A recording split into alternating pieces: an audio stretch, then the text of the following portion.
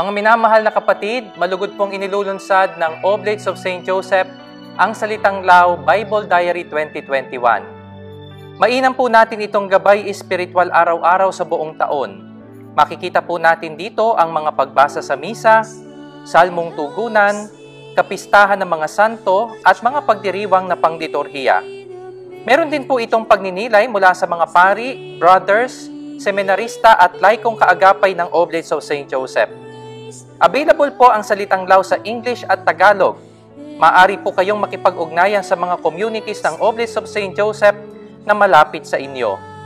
Mabibili rin po ito sa Pauline Store sa Lipa City, malapit sa Redemptorist Church, at sa Carmel Monastery sa Lipa City. Available din po ang Salitang Lao sa Lazada. Just key in Salitang Lao sa search box.